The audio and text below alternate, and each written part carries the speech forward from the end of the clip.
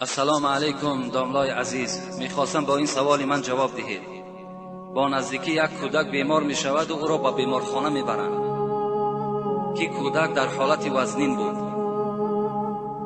دکتران میبینند که علاجش نیست و مادرش میگویند که یگان شخصی بیارید که کلمه اش را خواند. مادرم رفته ملای را میارد و میبیند که دست پسرک حلال کردگی نیست. میگویند که پسر چند ساله و چی نام دارد؟ میگویند حسن نام دارد و 3 ساله هست. ملا میگوید تا دستش را حلال نکنید جنازهش درست نیست. خلاصه دست کودک را حلال میکنند. آیا این عمل درست است یا نه؟ اصلا برای جنازه کردن دست حلال شرط نیست و برای تلقین کودک 3 ساله هم کلمه اشهد ان لا اله الا الله اشهد ان محمدا عبده و رسوله حاجت هم نیست. و دیگر این که ختنه کردن سنت است نزد حضرت امام ابو حنیفه و نزد دیگر ائمه های ما و شما واجب است. و خود ختنه این از حضرت ابراهیم و پیغمبر ما و شما آمد که با فرمان خداوند با ابراهیم امر کرد که ختنه کن، در حالتی که حضرت ابراهیم 160 ساله عمر داشتند.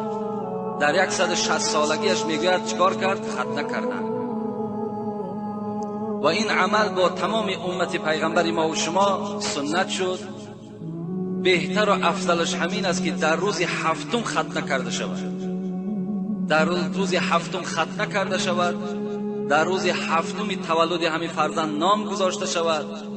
در روز هفتم همین فرزند موی سری او را تراشیده با وزن او باید که ما و شما طلا دهیم یا نقره دهیم دست ما نرسد. و در روز همین هفتم باید که عقیقه کرده شود.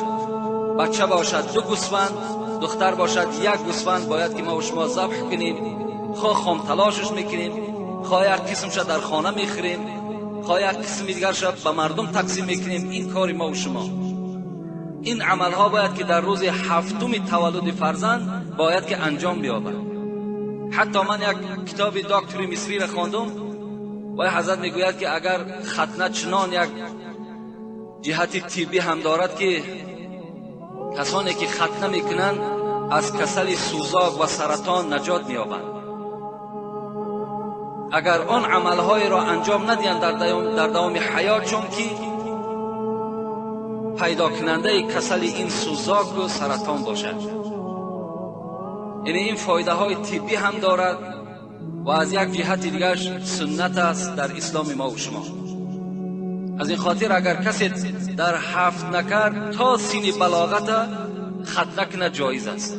یعنی بچه تا سن 12 سالگی اگر ختنه کرده شود این همچی از سنت بجا می آید.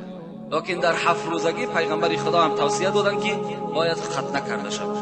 لیکن برای جنازه او را نخواندن این البته یگان دلیلی ندارد، حاجت هم نیست.